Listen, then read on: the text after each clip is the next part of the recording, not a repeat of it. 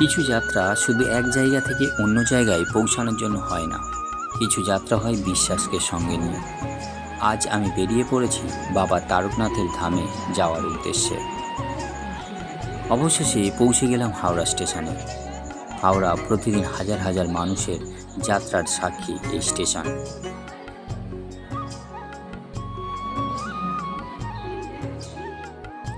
ওই 3 নম্বর স্টেশনে আমাদের ট্রেন দাঁড়িয়ে রয়েছে। তো 8:25-এ ছাড়বে, পরপর অনেক ট্রেনই রয়েছে।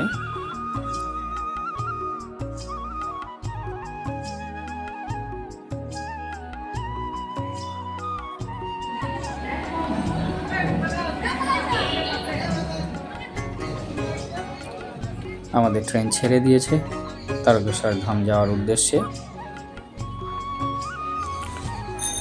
আমরা শেওড়াফুলি চলে এলাম। এখান থেকেই আমরা শেওড়াফুলি নিমাই তীর্থ ঘাটে পৌঁছবো এবং সেখান থেকে জল তুলে হাঁটা পথে তারকেশ্বর ধামের উদ্দেশ্যে যাব।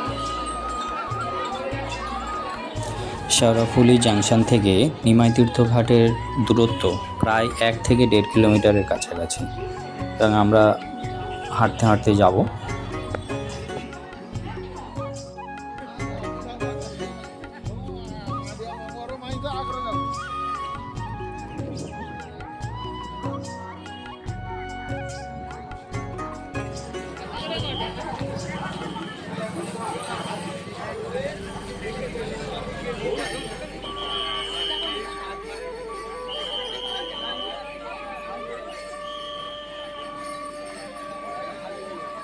শেওড়াফুলি থেকে বেরিয়েই আপনি পাশে বাঁক সাজানোর সরঞ্জাম, ব্যাগ আপনারা কিনতে পারেন এবং ঘাটের কাছেও পাওয়া যাবে। আপনারা ওখানে যদি ভিড় এড়াতে চান তাহলে এখান থেকেও আপনারা বাঁক সাজিয়ে নিতে পারেন।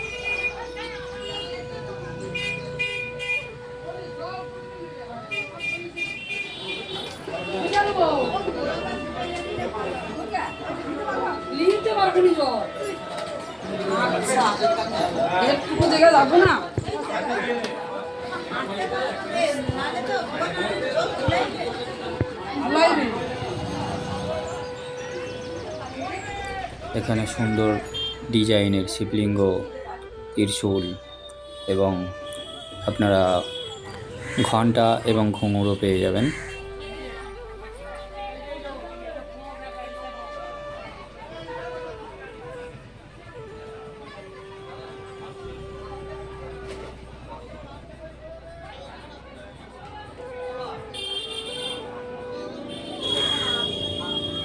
এখানে ঘট নেওয়ার পরে অবশ্যই চেক করে নেবেন, কারণ ঘটে লিক থাকতে পারে, হয়তো আপনি দেখলেন না, তো আপনি জল তোলার পর ওই টোপে টোপে পড়ে যাবে, তো অনেকটা পথ যাবেন, তো সেক্ষেত্রে অবশ্যই একবার চেক করে নেবেন। আপনি যদি টিফিন করতে যান, সাইডে অনেক হোটেল আছে, আপনি টিফিন করে নিতে পারেন। এখানে সব ভেজ, সব নিরামিষ, কোনো আমিষ খাবার এখানে পাবেন। যাওয়ার পথে চোখে পড়লো রুদ্রাক্ষ ফল। চলুন একটু রুদ্রাক্ষ ফলটা আপনাদেরকে দেখায়। আর এটা বোতলে জল আছে দাদা, এটা কোনটা? এটা 20 টাকা পিস, ওটা আর ওই ছোটটা একই পাকা মাল। এটা আমি খাবো না কিন্তু। এই ফলগুলো 20 টাকা করে পিস নিয়েছে, তবে এর কোনো নির্দিষ্ট যে দুমুখী চারমুখী এটা কোনো নির্দিষ্ট করে এটা বলছে না। এইটা নিলে যার ভাগ্যে যেমন পড়বে, কারোর 5মুখী পড়তে পারে, কারোর 4মুখী পড়তে পারে। রুদ্রাক্ষটা পরিষ্কার করে দিচ্ছে।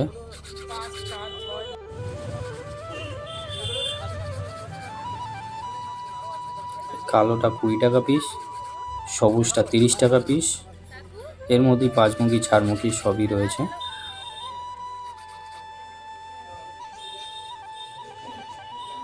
আর এই বড় ফলগুলো আমার হাতে যেটা দেখতে পাচ্ছেন, এটা 7মুখী রুদ্রাক্ষ। এই রুদ্রাক্ষ অরিজিনাল কিনা আপনি যাচাই করতে পারবেন। দেন 2 টাকার কয়েন দেন। এই যে ঘুরছে, ঘুরলো ওই তো, এই তামা না তো, এটা তামা না, 2 পয়সায় তামা চাই, তাহলে তো বেশি ঘুরবে। এই যে ঠিক আছে, তোমার মোবাইল এবার দেখাও, একটু দেখাও। তুমি 7 মুখী নেবে তো, এই যে দেখেছেন দাদা, সোনা রূপা দিয়ে বাঁধাবেন, কিন্তু হচ্ছে ফুটো হয়নি ঠিক। হ্যাঁ হয়েছে, এর থেকে বড় করতে হবে না। 2 সাইডে ফুটো করতে হবে না। আমি তো বললাম এর থেকে বড় করতে হবে না। এটা হচ্ছে রূপো দিয়ে বাঁধাবেন। এই যে এর থেকে বড় করার দরকার নেই, পাওয়ার নষ্ট করার দরকার নেই। এরকম একটা শীত ঢুকলে হবে নিচে দিয়ে। আমি যেটা বলে দিয়েছি সেটা এটা 4 मुखी नेपाल का है। ये ओपन करेगा तो मालूम पड़ जाएगा कितना मुखी। 1 2 3 4 5, ये तो पंचमुखी। एक 30 रुपया। ये 2 मुख का है, 2 मुख का दिखाऊं। 2 मुख का फल आता है, ये ऐसे, ये ओपन करेगा तो ऐसे मिलेगा 2 मुख का, 120 रुपया 2 मुख का। 120 रुपया एक ही दाम है। কি করে বুঝবো? ये 3 मुख का है, ये देखो 1 2 3, ये 3 मुख का 1 2 3। আপনি নিমাই তীর্থঘাট ছাড়াও নিমাই তীর্থঘাটের পাশেই 200 মিটার 400 মিটার ছাড়াছাড়ি অনেক ঘাটই রয়েছে। আপনি এই সকল ঘাটগুলি থেকেও জল তুলতে পারেন। এই সব ঘাটগুলিতে তুলনামূলকভাবে ভিড় কম থাকায় অনেক ভক্তরাই এই ঘাট থেকে জল তোলেন।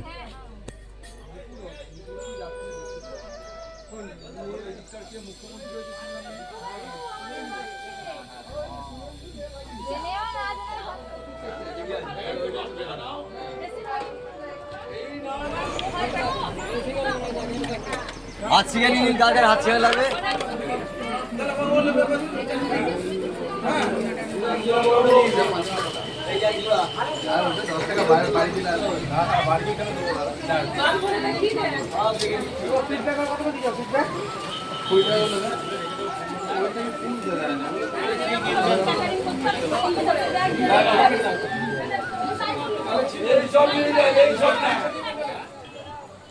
আগে ভক্তদের এই রাস্তা থেকেও যেতে দিত, এখন আজকে আমি দেখলাম এই রাস্তাটা এখন বন্ধ করা রয়েছে।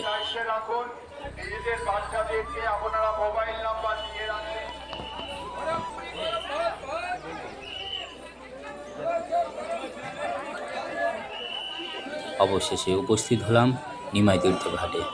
এখানে দেখলাম অনেক কিছু পরিবর্তন হয়েছে।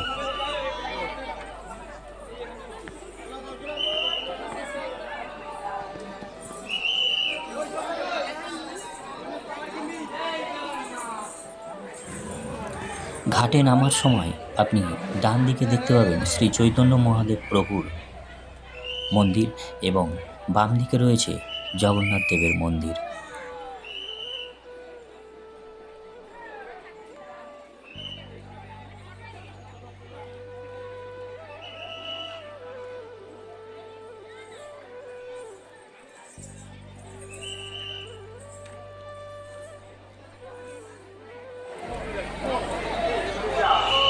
আপনারা আপনাদের বাড়ির লোকজনদের নিজেদের দায়িত্বে রাখবেন।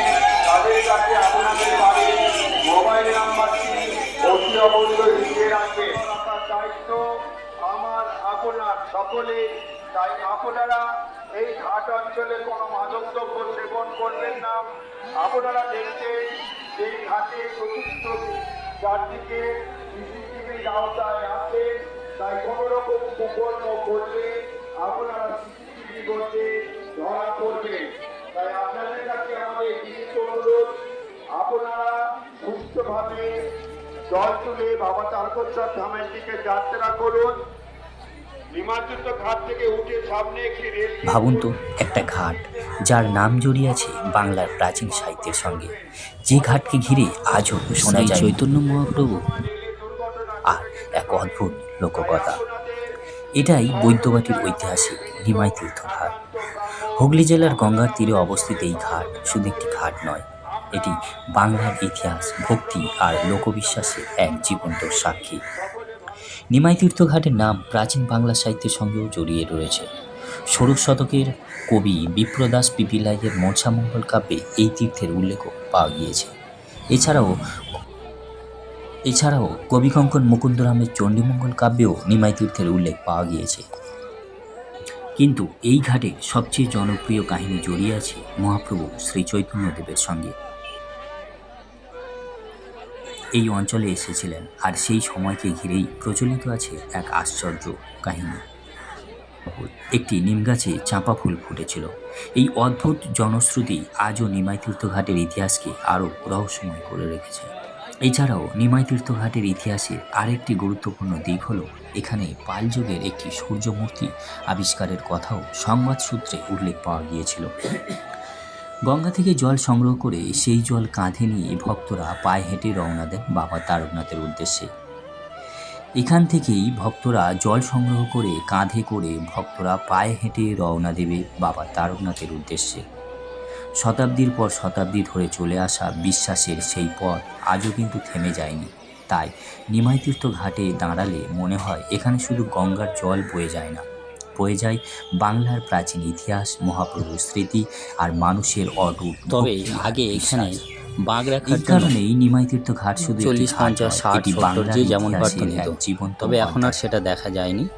এখন পুরো সরকার থেকে পুরো স্ট্রিক্টলি নিয়ম বেঁধে দিয়েছে, কেউ যদি টাকা নেয় তার বিরুদ্ধে অভিযোগ করলে সরকার সেই রকম পদক্ষেপ নেবে। সে বিষয়ে এখনও পর্যন্ত এইরকম এই টাকা নেওয়ার ব্যাপারটা আমি এখনও পর্যন্ত দেখিনি। তো আপনাদের আগেই জানিয়ে রাখলাম, কাউকে টাকা দেবেন না।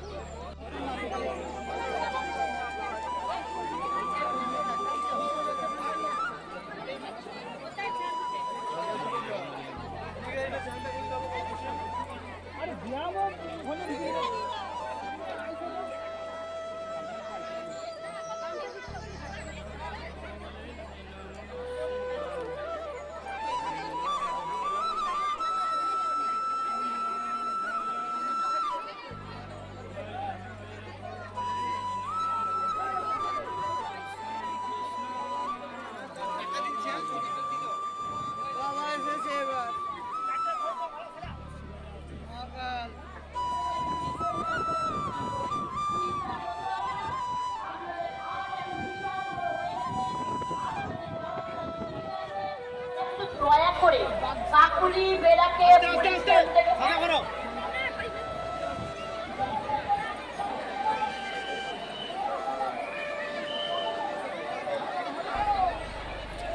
কাকদ্বীপ থেকে এসে কৃষ্ণনগর থেকে এসেছে কাকুলি বেড়া। কৃষ্ণনগর থেকে এসেছেন কাকুলি বেড়া। আমাদের এখানে পুলিশ ক্যাম্পে তাদের অনুরোধ জানাচ্ছি, আপনারা ঘাটে ঢোকার সময় মনে রাখবেন একটি রেলগেট করতে। এই রেলগেট দিয়ে আমাদের ট্রেন চলাচল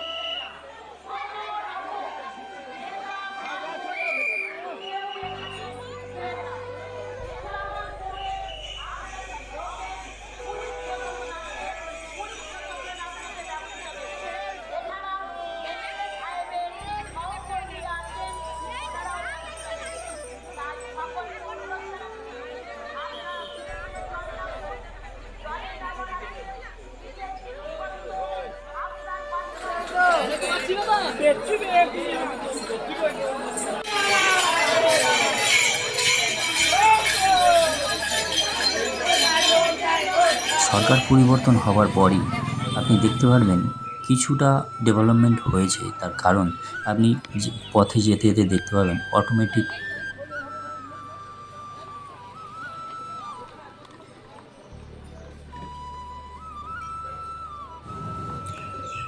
এখানে জলের ব্যবস্থাও করা হয়েছে। এবং তার সাথে সাথে রাস্তায় টয়লেটেরও ভালো ব্যবস্থা করে দিয়েছে। তার কারণ সবচেয়ে বড় একটা সমস্যা ছিল একটা টয়লেট হওয়ার।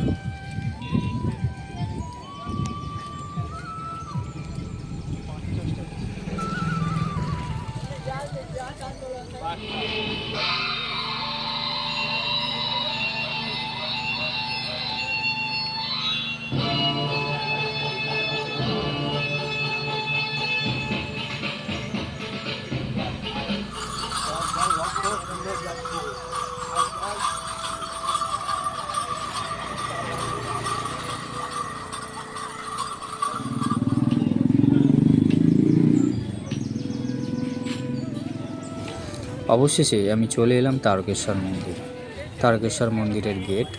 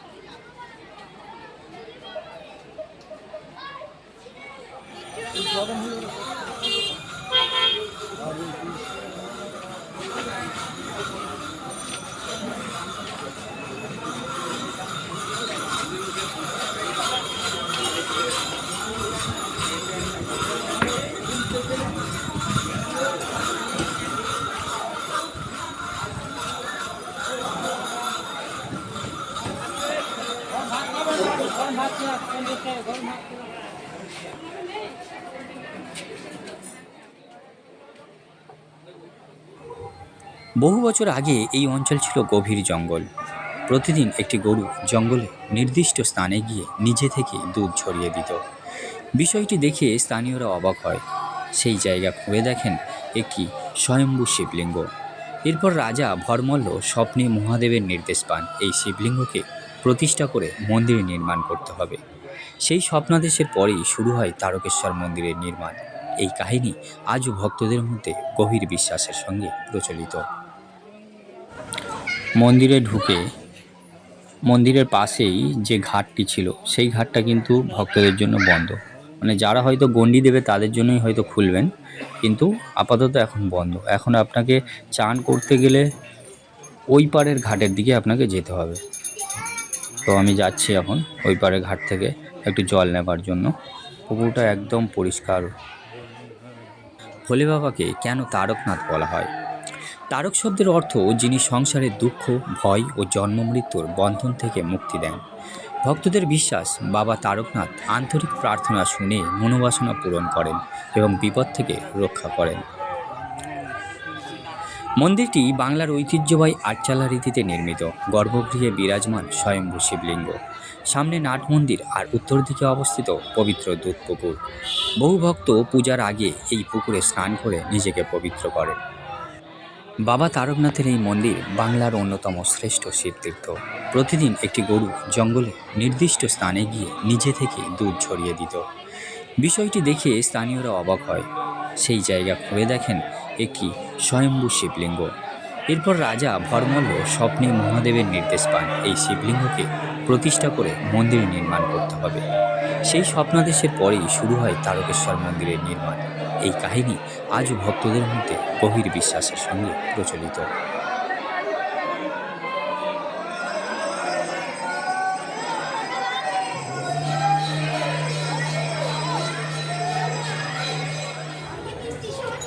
দেখা পেলাম নন্দী মহারাজের।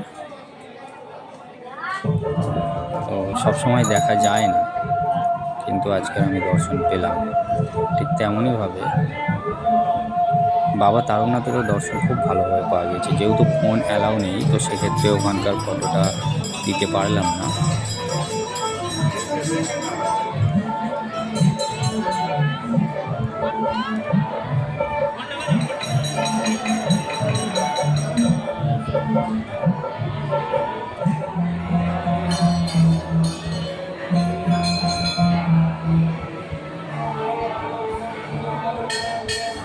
তারক শব্দের অর্থ যিনি সংসারের দুঃখ, ভয় ও জন্ম মৃত্যুর বন্ধন থেকে মুক্তি দেন। ভক্তদের বিশ্বাস বাবা তারকনাথ আন্তরিক প্রার্থনা শুনে মনোবাসনা পূরণ করেন এবং বিপদ থেকে রক্ষা করেন। মন্দিরের স্থাপত্য, মন্দিরটি বাংলার ঐতিহ্যবাহী আটচালা রীতিতে নির্মিত। গর্ভগৃহে বিরাজমান স্বয়ম্ভু শিবলিঙ্গ, সামনে নাট মন্দির আর উত্তর দিকে অবস্থিত পবিত্র দুধ পুকুর।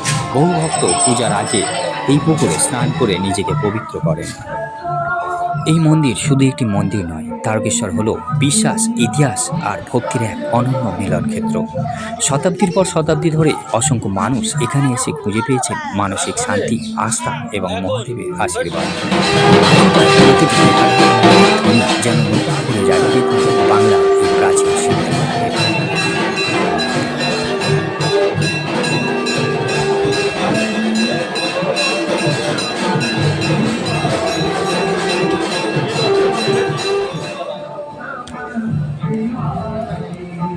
পূজা দেওয়ার পর বেরিয়ে পড়লাম কিছু কেনাকাটার উদ্দেশ্যে।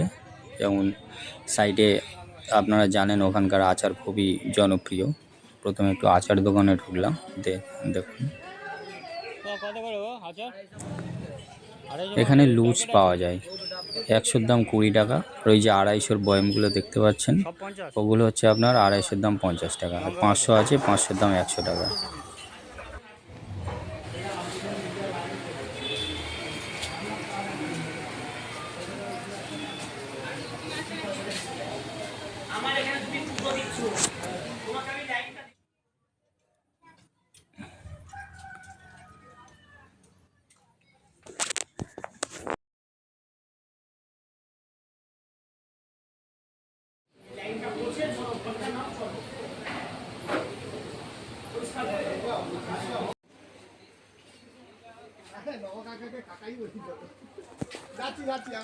কিছুটা দূর গিয়ে আর একটা আচারের দোকান রয়েছে যেটা খুবই জনপ্রিয়, মানে আমার তো খুব ভালো লেগেছে।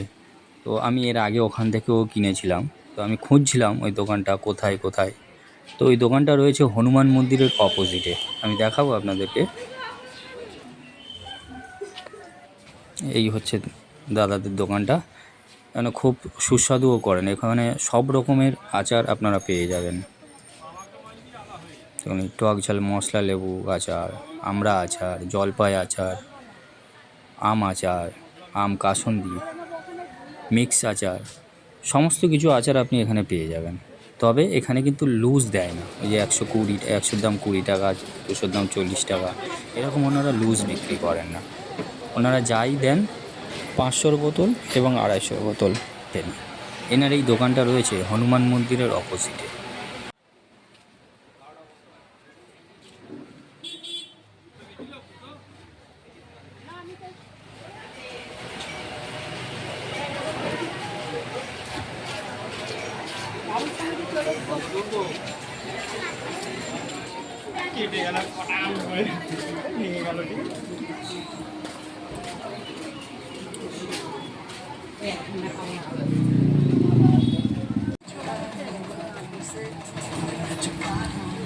তবে দামটা একটু তুলনামূলকভাবে বেশি এখানে খেলনার দাম তো হবেই স্বাভাবিক।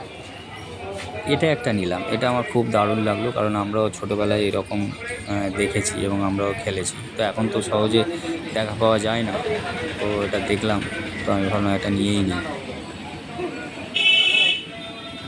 ভিডিওটি কেমন লাগলো অবশ্যই আমাকে জানাবেন, এবং আপনারা কবে তারকনাথের কাছে যাচ্ছেন অবশ্যই জানাবেন। তার সাথে লাইক, সাবস্ক্রাইব করতে ভুলবেন না। নমস্কার।